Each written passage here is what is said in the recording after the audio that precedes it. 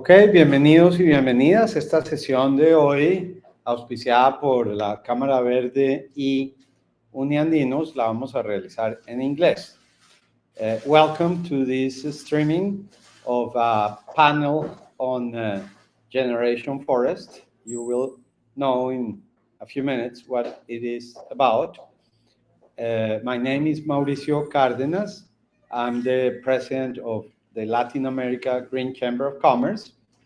We are currently on location in Cali, Colombia, participating in every event possible at COP16 on biodiversity. And this is one of the parallel events.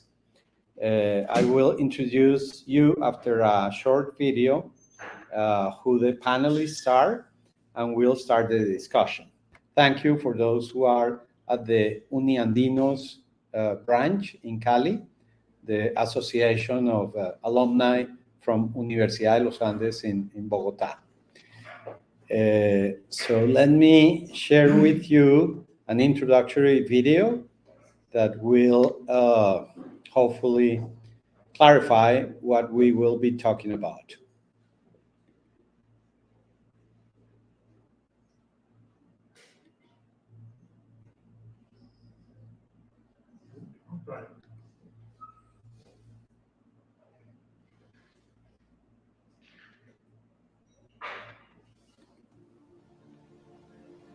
Okay.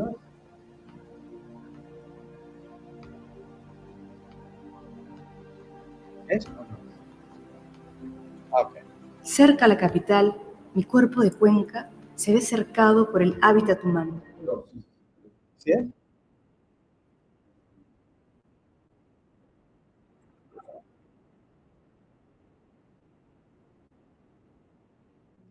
Okay, bear with me, wrong video. Do you have the link? ¿Tienes el enlace? Ahora sí.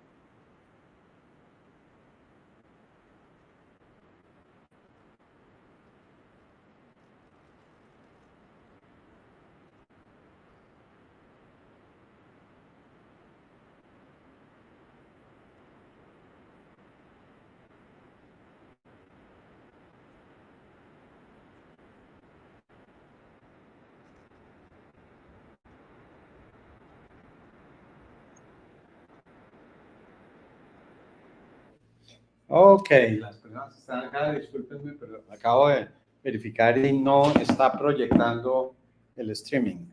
Okay. Entonces me tengo que volver a asegurarme que sí proyecte. Y la manera de hacerlo es entrando a... Ok, las personas que están acá, discúlpenme, pero acabo de verificar y presentar. No está proyectando el streaming. Entonces tengo que volver a asegurarme que sí proyecte. Y la manera de hacerlo es entrando a... Ok.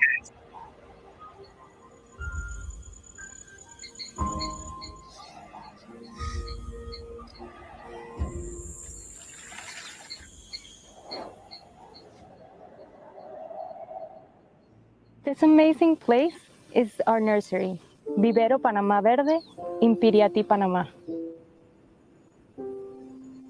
The planting season extends from mid-June to mid-August. This is because the rainy season here in Panama starts usually in May, and we need enough soil moisture to start planting. Before planting this, roads are made, camps are built, solar and water catchment systems are made. We also take a look at the soil preparations before a seedling establishment and go through a planimetry process.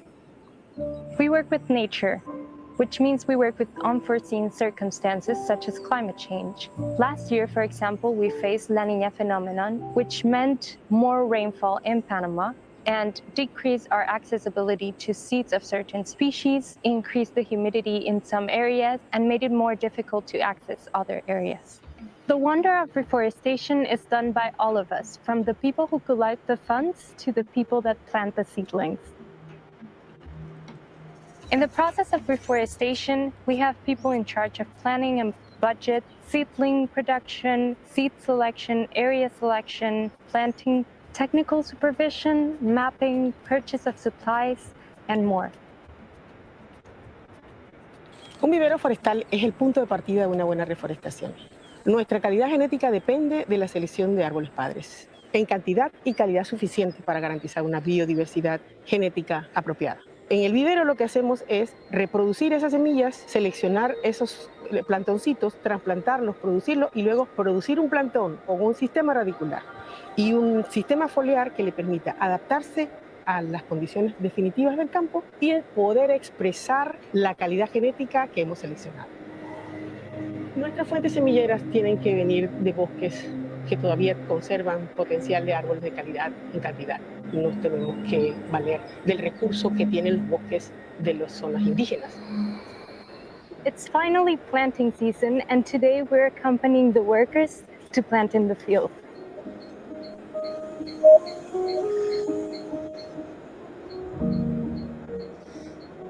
Los pasos para llegar a un suelo como este, que tenga las condiciones óptimas para plantar, son mejorar la estructura del suelo, eliminación de maleza, porque una de las actividades principales en Darién es la ganadería.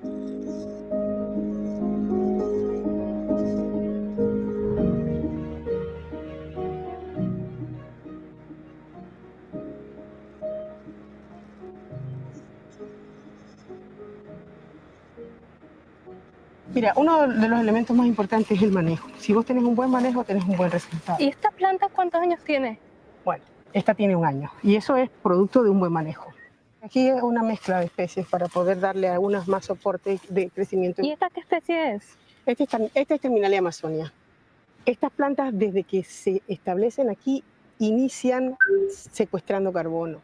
Este es el principal aporte que hace nuestro proyecto de reforestación a esas necesidades globales.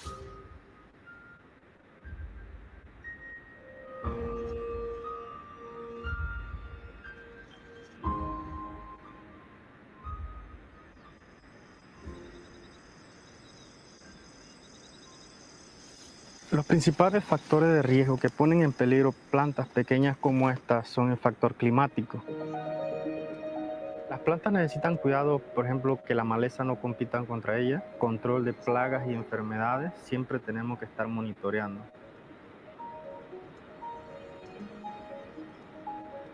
Este monitoreo lo hacemos durante los primeros meses de vida, hasta que la planta esté lo suficientemente grande para resistir plantas invasoras como esta que requieren mucha luz solar. El proyecto ofrece a los miembros de la cooperativa una oportunidad para ser parte de la solución de los problemas ambientales. Cuanto más hagamos, más impacto positivo logramos en todos los sectores que trabajemos, en lo social, en lo ambiental, en lo económico y en lo personal. We're excited to see what this reforestation season has to offer and what next year's reforestation season turns out. To keep reforesting as many areas as we did this year with 500 hectares, we need to keep believing and supporting this project. And as you saw, we have a great team in Panama and a great team in the cooperative.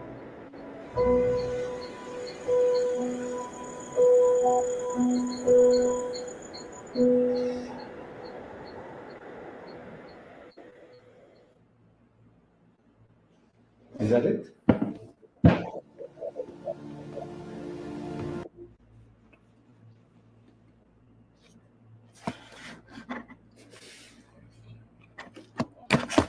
Okay, now we don't need this, so we can actually place this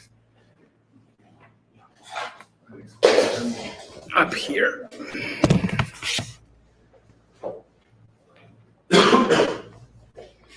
Okay, now the three of us can show on the screen and we can all face the public. For those of you who didn't see my original intro, my name is Mauricio Cárdenas. I'm based in Mexico City. Have led the Green Chamber of Commerce in Latin America for the last 7 years. We were established back in 2012, starting off in Colombia, in representation of the US Green Chamber of Commerce, which is based in San Diego. In that capacity, myself and 2 other people from the Green Chamber came to Panama in January, February this year, and had the privilege of visiting with Andreas, who will introduce himself in 30 seconds, on site. We were toured around, we went to about 3 or 4 sites, totaling maybe a number of 100 hectares. Out of the 500 hectares that, for instance, this year they planted through the program Generation Forest he's going to be talking about. My impression, and I will comment on what Andreas says in other 30 seconds, was extremely positive. We have been related to one of the co-founders of the Colombia Green Chamber of Commerce is the leading actor in the carbon market in Colombia, CO2 zero. In fact, the president of the association is the president of CO2 zero. In Mexico, we also partner with Reforestamos Mexico, which is responsible for 60% of all the so-called bosques empresariales, business sponsored forests that have been set up in Mexico in the last 20 years. So we have been quite close to the people who are doing these projects. And what caught my attention, and here I'll stop, at what we saw in Panama, was that most of the workers in the plantations and also in the vivero, how do you say? The nursery. The nursery were from indigenous communities. And we were privy to what they thought about their experience, and they were really happy. And of course, when you host a visitor, people tend normally to say everything is rosy, etc., etc. But we've kept in touch with Andreas. He came to Mexico City a few months later, and he updated some of the data that here he will also share, demonstrating what the title of this session is. There's no reason for climate action based on forestry without a focus on biodiversity. And I'll stop there. Thank you, Mauricio. Yes, first of all, thank you to provide the space here and to provide the possibility to access from abroad, and later to see whatever we discussed in the video. And I just want to mention that finally, after the experience with you as well, last week we finally became a member of the Green Chamber of Commerce with our project management company, and hope to cooperate in the different countries you are in as well. My name is Andreas. I'm the co-founder of the Generation Forest, and we are coming out of a company called Futuro Forestal, which is a 30-year-old forest asset manager in Panama, And our focus has been over the years to introduce native species into commercial use, because we want to combine business, investment, and social and environmental impact. We are a B Corp, we are a social enterprise, and we have been creating the generation forest. I hope the video gave you a little idea of what this in the practice knows. Of course, there's much more to see, and it's complexer than the video, 5 video minutes can show. You're also invited always to come to Panama and to see our experience hands-on. We want to have a conversation today about what this link actually means between carbon and biodiversity, and maybe in a little broader way of looking at it, what the different stakeholders in this, what does society expects from these kind of projects? What are the differences? You mentioned one of the most important stakeholders are the indigenous communities. What do they expect? What the people here in the public expect? We want to have a conversation about that. And we want to have a conversation about how this combination of climate and biodiversity in the practice should look like. And definitely for us, one very important element is to that we make sure that the carbon certificates we are producing are sold to buyers which are using these for real impact and not for greenwashing. And in that context, I would like to present our long-standing partners from Good Carbon, and Good Carbon Nomen est Omen. We were looking for that, people who can help us to position our carbon as good carbon, and I pass on to Jerome. Thank you, Andreas, and I want to start maybe with a story. So Jerome Cochet is my name. I'm one of the 2 co-founders of Good Carbon, a Berlin-based nature-based solutions platform. And when we launched and co-founded the company 3 years ago, my co-founder David reached out to Andreas in this search of great projects, right, which we can bring to companies in Germany for them to compensate any unavoidable emissions, but also to have biodiversity impact and to have social impact. And I just noticed something. The quality of the streaming will be better if we talk to the microphone. Okay, no problem. And maybe switch off the WhatsApp. Yeah. maybe the WhatsApp. The WhatsApp is key. Okay. Go ahead. So 3 years ago, David came to Panama, visited the project, and we successfully sold all the inventory of the generation forest to reputable companies in Germany. And now 3 years later, at COP16, where we have a target, or target 19, of searching for $200 billion every year to invest into biodiversity, I think it's a fantastic opportunity to discuss how good solutions look like. And this is not a sales pitch for generation forest only. This is a conversation, but I would like to represent really the view of the companies which are eventually providing the capital to restore the natural ecosystems, and which are looking not only for sequestering carbon, but also having an affordable impact on biodiversity. And maybe before I close and open up for the discussion, Good Carbon, again, what we do is we help companies to compensate any unavoidable emissions, to have impact on biodiversity and social impact by building large-scale, forward-looking carbon credit portfolios of nature-based solution projects only, from across the globe, from different continents and different ecosystems. And so we have seen quite a bit already globally, and again, going back to Panama, I think it's a fantastic way to see how it can be done in practice very effectively. So, I hand over. So, to kickstart the discussion, and of course the people in the audience here, live audience, or people who are watching us on the social media, LinkedIn, YouTube, and Instagram can also partake.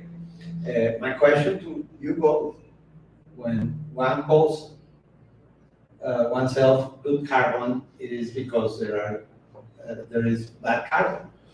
How was the reputation of the carbon market impacted negatively because of the Guardian and the network of media that reported on the lack of a rigorous methodology played out by forestry projects that obviously didn't deliver actual carbon capture or actual distribution of benefits for the communities?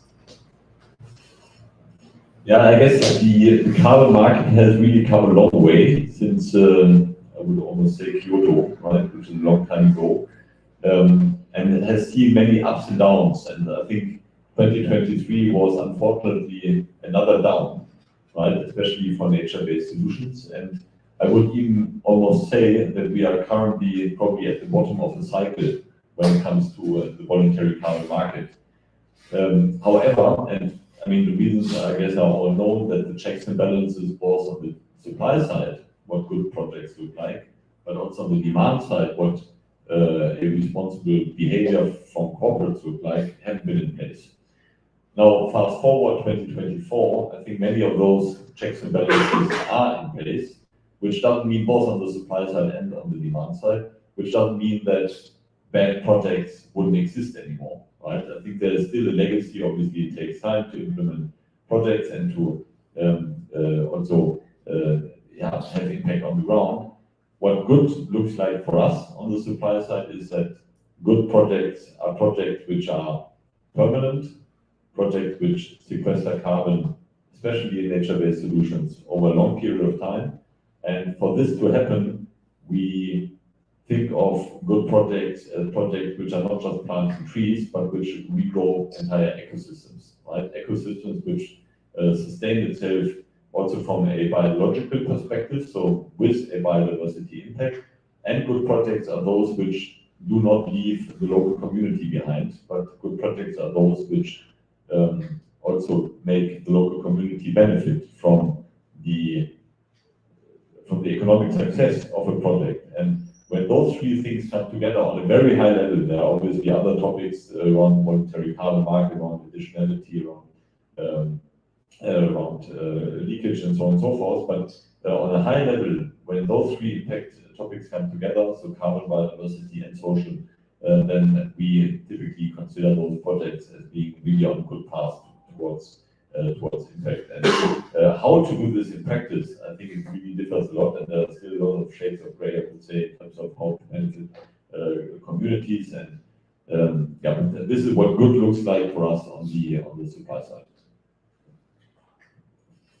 I think first of all, it's a good moment because we see that the market already differentiates it, and the market has learned, and we see the prices are reflecting quality already to a certain point. What we do see is from our 30 years of on-the-ground experience, that kind of experience is lacking. There is one of the problems of potentially bad or not so good carbon is from our side, the lack of understanding of the dynamics on the ground.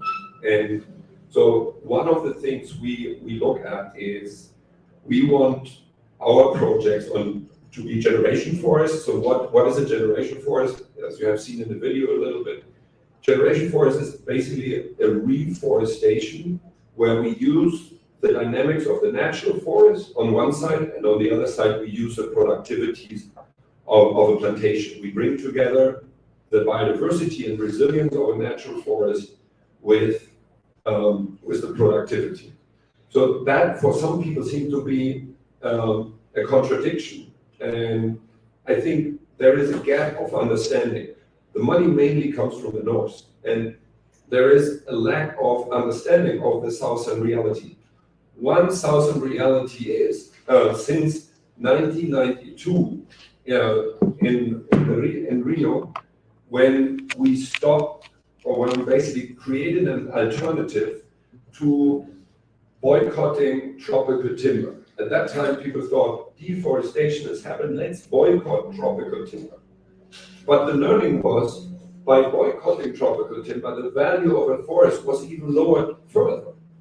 So the idea was, let's create an institution, and there we have the FSC, now for decades doing a wonderful job there with all kinds of difficulties, but a great job, and creating a system under which we can differentiate between sustainable and non-sustainable management. And by managing the forest, using the forest, giving him value, we protect the forest. And that is the core learning. Now we see restoration carbon projects, biodiverse ones, natural regeneration, where it is forbidden by the buyer to cut a tree. So that shows me that there has to be a lot of learning in the market. Why that buyer thinks it is good not to cut a tree? Because it doesn't know, or she doesn't know, that cutting a tree, making use of it, means the forest becomes of value to someone has to do the cutting, the transport, and the processing. So and that means that the forest has a value to the local community, but not only to the local community. One perspective is what are the benefits for the local community, and that's of course important, but we should also have a global view of this. Where is the money made, and where are the profits staying in this whole business? So what we want to do with our corporate carbon concession is we create forestry project based on carbon, on the carbon finance, which are biodiverse, which are permanent, and which are productive.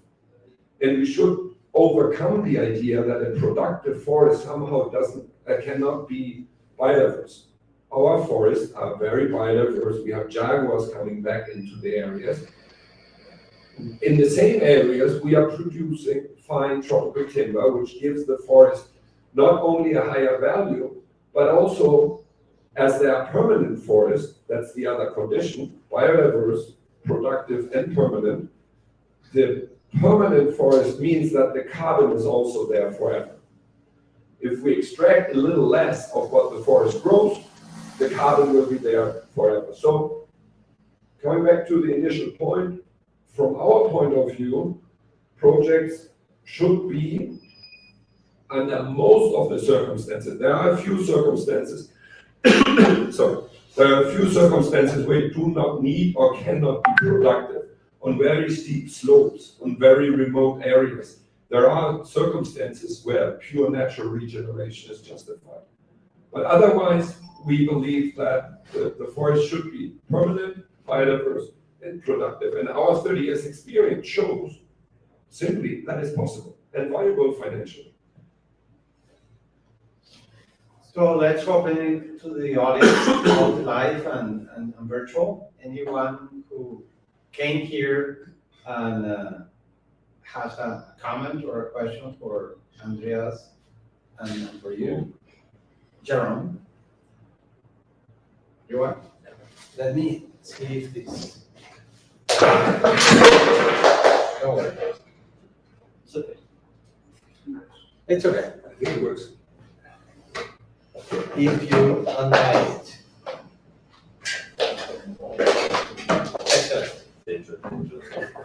Hello, my name is Derek. A little drama. Congratulations on an amazing project and very creative carbon finance, it looks like as well. I'm curious, more of a bit of a question of economics. So how much of the revenues over time come from the carbon versus the actual sale of the wood?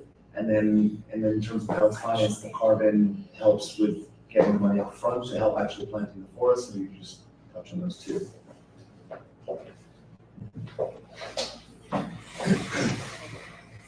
A few years ago, I would have answered this totally different. Now, we are 30 years into forest asset management. Forest investment have been a good investment, but they always lack the first 20 years of cash flow. So if you are not having that the time of 20, 30 years to wait for your cash flow, and that reduces the number of people who can invest, of course, enormously. So carbon is actually the enabler of forestry project because it gives us an early cash flow. And that is an incredible opportunity, I think, for the enormous needs of reforestation we have on this world. How are the values distributed? Actually, there is much more value in the timber than in the carbon. So in our investments, we calculate something between 7 and 8% coming long-term from timber, and something between 2 to 4 or 5% coming from the carbon of the IRR. So the IRR, yes. So I think what we can see first, it means there is full additionality, right? That only that is additionality. Our forest would not be there if not for carbon finance. Very simple.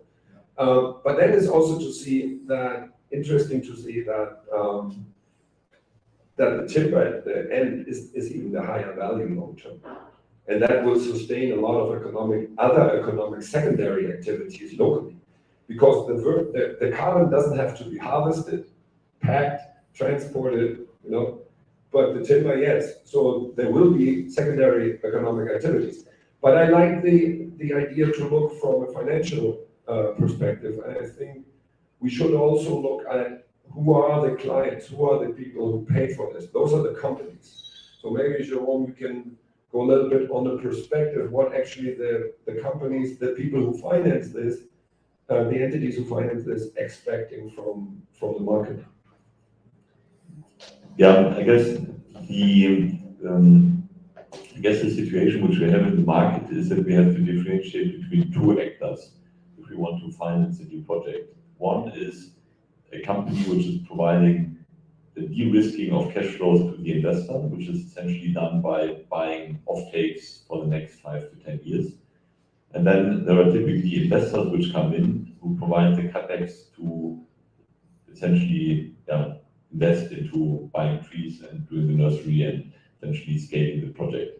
And I guess where we have to find the overlap and where we have to find a win-win situation is both for the off-taker, which is looking for carbon in the next 5 to 10 years, when it's essentially off-take of carbon credits, and for the investor, which is then on the back of those off-takes providing the capex. And there are increasingly solutions which bridge and which de-risk this relationship, which we have seen in many instances in recent months from banks, for example, but also from the World Bank, and from insurances, which close the gap and essentially provide another de-risking layer. I guess where the crux comes in, and where I think to bring it back to the discussion of also the topic of timber, is how to make the offtake affordable for companies, right? Because companies have a certain limit what they're willing to spend on a carbon credit, right? So the question is, how can you provide essentially a price of carbon which is affordable for the company, and timber may play a role here, simply because it helps to lower the price of a carbon credit. And on the other hand, it de-risks the cash flows of the investor. So is it ideal? And I will have a follow-up question for Andreas, maybe on alternative ways of essentially putting a forest in place which doesn't work with timber revenues. But I guess from a pragmatic perspective of being able to tap into offtakes and tap into financial streams, timber can play a role, timber revenues can play an important role in the next coming years. And if you look again at this target 19 of 200 billion, which needs to flow into biodiversity restoration in the coming years annually, right? I mean, we have to find ways which are pragmatic and which allows us to act now. And I guess combining the nature agenda and combining the climate agenda, so combining, already approved budgets for carbon credits with impact on biodiversity is really what we should try to find and to propagate also for companies to look on that front. But my follow-up question, if I may, and if it fits, because I have not done forestry as a study or background or whatsoever, maybe you could educate us, what is an alternative way of having a productive forest, which is permanent, which is biodiverse, which potentially doesn't work with taking out timber? Because there are projects out there in the world also, right? So maybe you could just for the complete view without ignoring cash flows for now. How does it look from a forest perspective in terms of permanence, in terms of biodiversity, without timber? Yeah, I understand the question. So what we have kind of two parts, two sides of the market. One is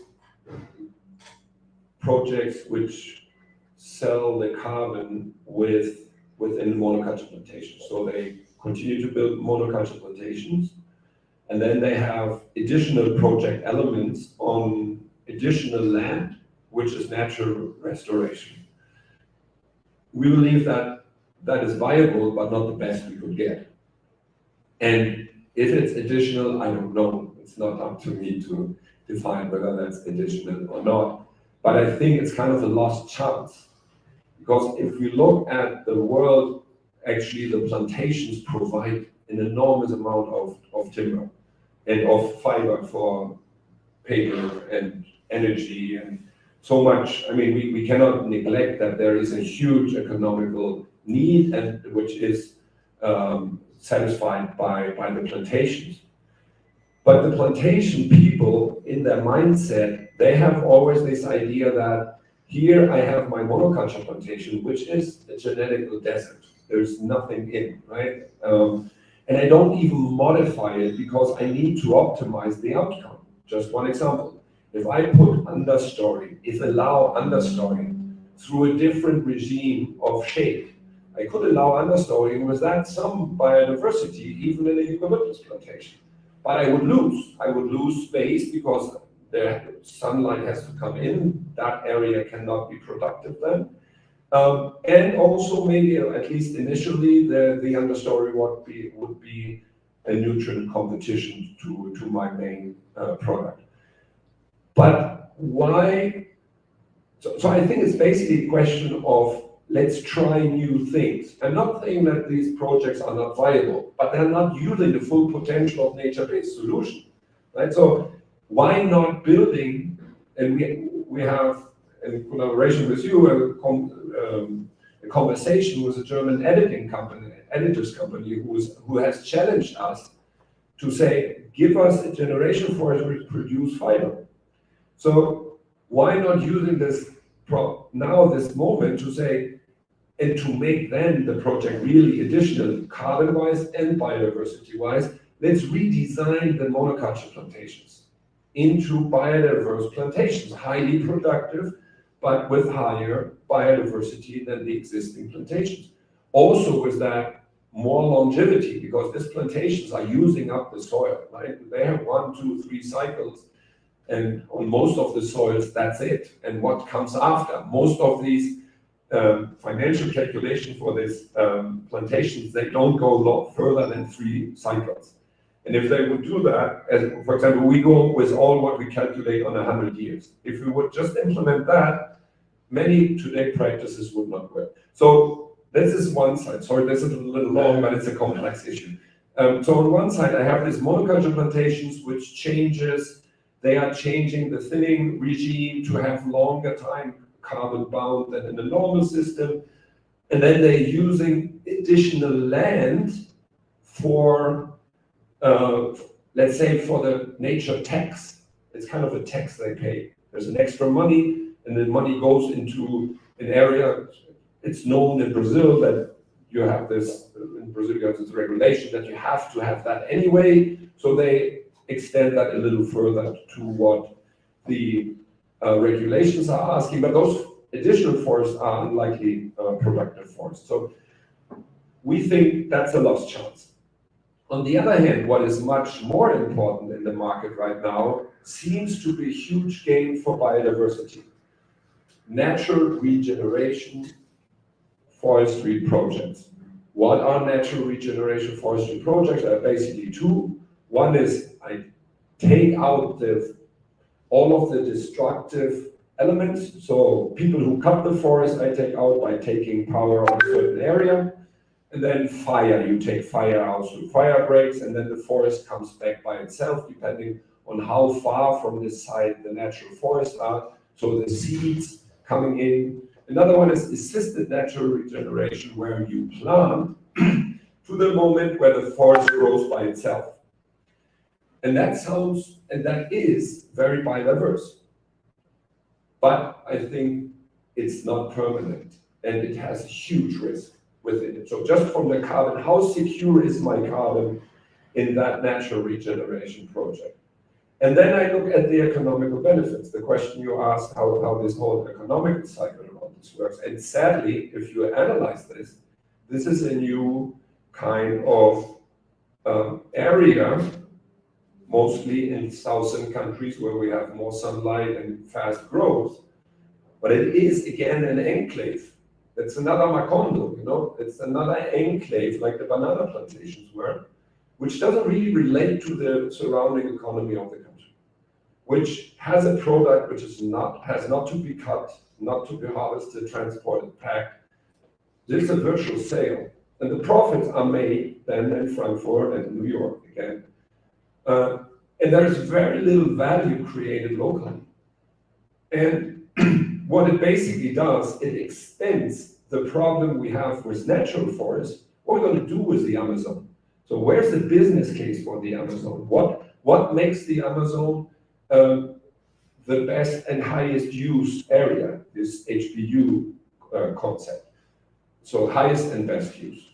And I have seen these projects and talked to people of this project, and I don't know what's going on, but they don't take into account what it means that the local community after 3 years is out. I had a conversation with one person who said, but we continue to give them, we hire them continuously. I said, what do you hire them after the year 3? And he said, we hire them as guards. I said, guards against whom? And he was thinking a little bit, and he just said very against the community around. Because what the community would do is, in Panama, the national, sorry, my voice. So the national parks are like Swiss cheese. They are full of holes of cattle. And these new areas have the same problem. But once this would be a productive forest, there would be people working every day in it and have a livelihood, have a long-term perspective. And then another thing, we are in a transition. But in the case of the generation forest, I know that the carbon will be there forever. So what is long-term? Not only the next 23 years, it's about 100 years. And I doubt that these projects, which become kind of a dump site, you know, it's like like garbage our industry produce, we dump it in the global south. And the only service is to hold the garbage, if you want, some of the carbon down there. We believe you can do viable projects. They are more expensive. And that's why people do the natural regeneration. They are very cheap. But the corporates who buy it, they should ask themselves the question, what would this owner do in the year 60 of the project, or the son of the owner, in the year 60, when there is no more outcome out of that thing? So it's a little complex, a little long, and it's of course a conversation we could have. Maybe we can make also a little round of what you personally hear in the public. What is your expectation? What you think a forest should give society and clients as well, right? Maybe we can do a short round. Yeah. So who wants to tackle? Andreas's invitation. You want? Well, I think with a lot of this, it's very technical. So to explain this to some people, it can be very, very hard to understand. Even you, who has a lot of knowledge, to explain all this. And I was just with the secretary, and she was saying how much science took up the lead in these conversations. And 20 years ago, we were talking about the sacredness of nature, about why we should cut this tree and not that tree. And now with the AI technology, they came with this solution of being able to capture everything. But the secretary Astrid was saying, how can we bring this conversation again about the sacredness and spirituality of nature? And my question is, have you ever thought about it? Because she said this is now the time when these two things, science and spirituality, are coming together. It's not a bad thing. Science took the lead in this and show us the way and put a value into forests and nature. But also there's this other underlying thing that many other groups are there presenting COP and how we can start working together so we can actually, two different languages can start talking together again. So I know it's a question that may be a little bit out of the topic, but I just keep coming back again and again. Your turn. You want to do it? So we can both answer. It's totally not out of topic. So, of course, what are the motivations we have to do this, right? And of course, the underlying thing still is economics, and it's a good one. We want to transform the economics and the relation of the economy to nature.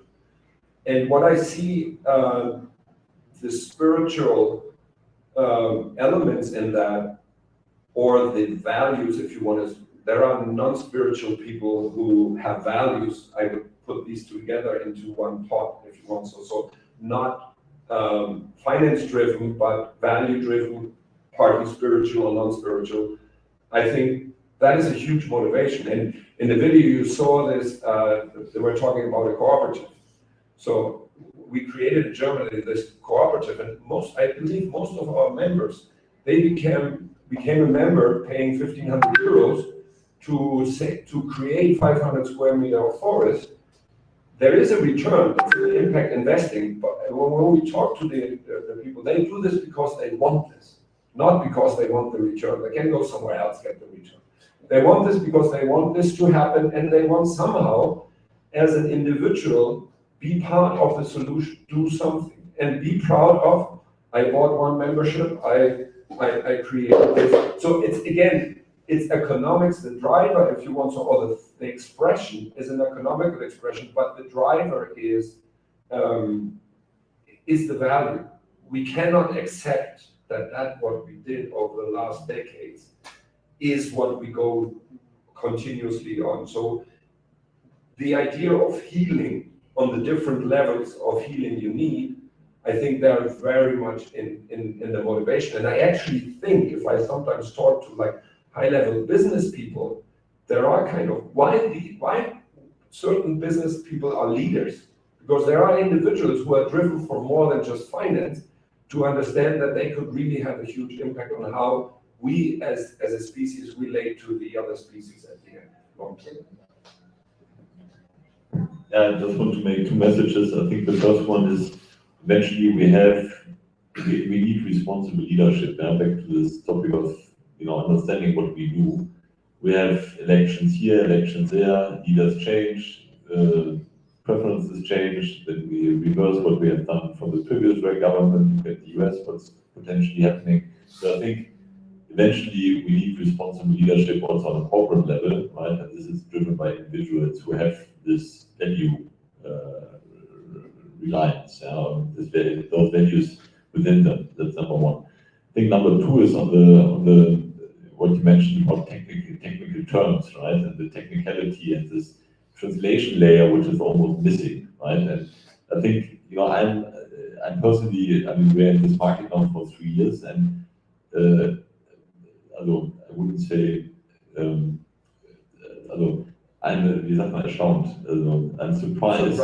surprised that the level of understanding which are amongst corporates with regards to what we already know what is technically the right solution is so low, right? We know what technically the right solution is. We know that the science has understood it. We know what to do. All the scientists basically which are leading are basically confirming it. So we know what we need to do. But when it comes to nature, in Western Europe, there's skepticism because they don't understand what they think. It's basically, it has to do with the voluntary carbon market and the history of it and all the bad sheeps and what happened badly, right? But there's skepticism.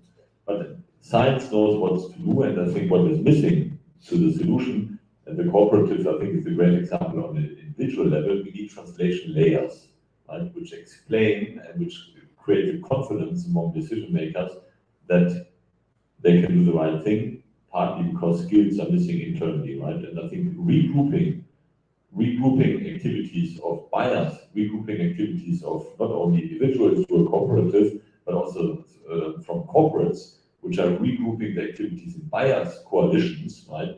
Like the ones which has been announced in the US, Symbiosis Coalition. We're working on one in Europe at the moment to bring together buyers, corporates who want to act jointly, right, in that space among in the line set of policy criteria is really, I think, what can help to bring this market into the next level, of also corporate action. But I agree, it's technical, but I think it has to be technical, right? And car is also technical, and taking out stuff from nature is also technical, and we understand it very well, We know how to do this very productively, and the reverse also has to be technical, but we need to be able to explain it and to put it into a narrative and also into a business rationale for companies. And this is where we have to work on. But I think there are actually,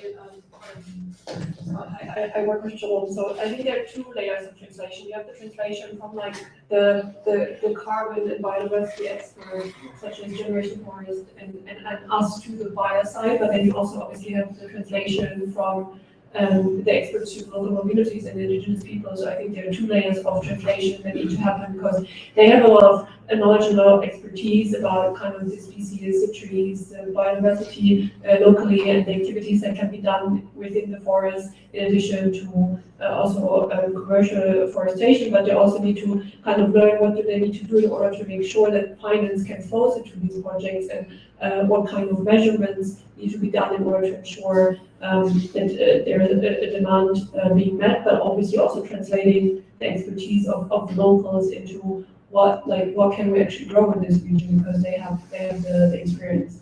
Thank you. Two other seconds.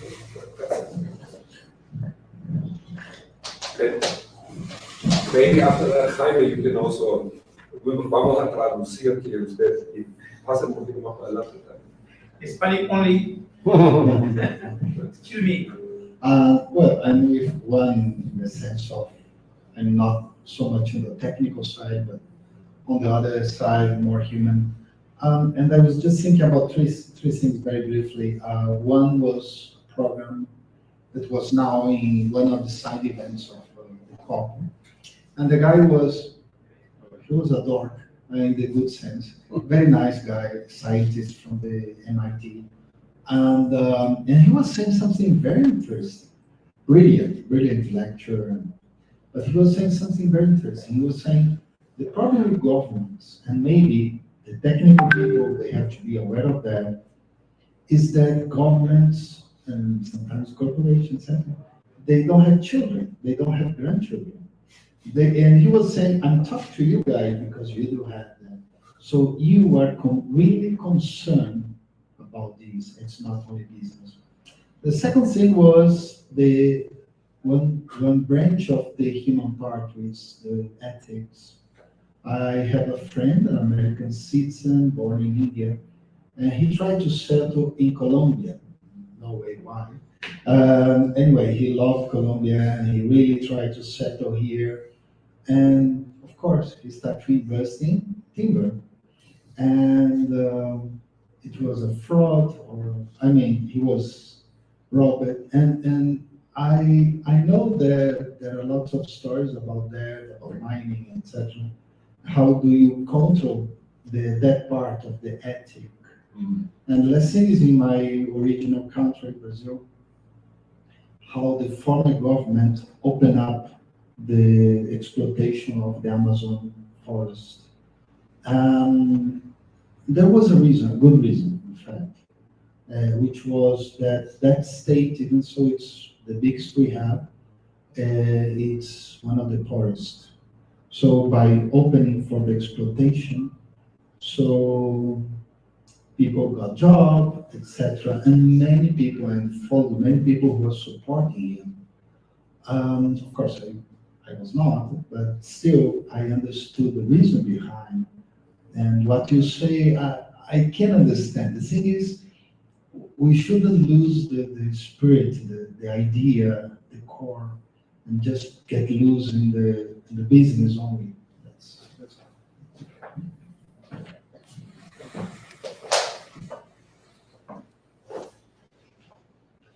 I mean, it's obvious that all these things are interrelated, right? So, but I also think whatever the economic activity is now, we need this transition. And in forestry, we have had, when in Germany someone would say we would lose an enormous amount of our forest in 10 years. 10 years ago, nobody would have believed that. So I think that what we need is bridging what science already knows to politicians and what science already knows into the economical sector. And one force of then converting that knowledge into action is, of course, that you have grandchildren. And then corporations do not have grandchildren, but people in the corporation who take decisions, they do have. So I think if I look at these different people, there are a lot of people who are pushing the agenda because they want to do that. And that's a question now really of entrepreneurial leadership moment, where you can stay out and show that you have leadership. What is, I think, for us in the field is the task is to create systems which are possible and able to create an economic base for that, right? To be able to to create projects which are economically viable, but also responding to it. The best example is our nursery in Piriati, where we work with the indigenous community, and where they became part of our workforce, of our team. And we didn't give anything away. It was not paternalistic at all. We just created opportunities, and they took the opportunities. And those things are viable. And I think what we also need when we talk about bridging science to decision takers, we also need to bridge from the ground operations, from the on the ground, because what we learned there is very valuable. And this finding good partners who then are able to transmit that further on. So we need to, and that's why I think these kind of events are very valuable, because we have a potential of exchange of experience. Amid the complexity that you both are describing, what makes you, Andreas, and you, Jerome, to look for new ground? Meaning, you've been in Panama for 30 years. What brought you to Colombia to restart something that probably is drawing on the lessons learned at one of the most volatile socially and politically regions of the country? Well, maybe this is going back to the healing question. I mean, Colombia is a country which needs so much healing, right? This is so deeply hurt. And I remember this sentence, which I couldn't believe, and I calculated it after, that if we would make a minute of silence for each victim of the conflict, we would have to shut up for 17 years. Which means there is nobody in the society not affected by it. And of course, the interesting thing is we know that we can heal nature, but we also know that nature can help us to heal other kinds of wounds. And that experience, what we are doing, we are working with organizations who are helping communities of victims to overcome the trauma, to reinsert into society, to become active again after the enormous losses they had, to become active part of the society. But those are very poor communities. And in Córdoba, we build a forestry project, and we are hiring people who are in the process with this is an organization called Prison Fellowship Colombia, who work with victims and with perpetrators to long-term come to a process of forgiveness. And so what does have that to do with forestry? If this first, we give the people who are in this very tough process a long-term perspective, a long-term economical perspective, and poverty in Colombia, in the countryside, is still horrendous. I was shocked, I have to say. I have been working here in the 90s, and to come back into that areas and see that look like Haiti or worse. So these realities will produce people to work for drug cartels, will people to go back into criminal activities or create a new guerrilla movement if we are not creating activities. So we create alternatives. We haven't yet, this is very new, it's just, we're just working for a year now together with a foundation in Germany called Hoffnungsträger. So they're carrying the hope. And the project is called Planting Hope. And that is for the local people what we can do. So that's also the expansion of what also corporates can reach out and create even more impact than carbon and biodiversity. We haven't proven that yet, but I'm deeply believing that in a few years we will see that the simple fact that these people who have so much pain by rebuilding nature, they are healing themselves as well. I'm super sure about that.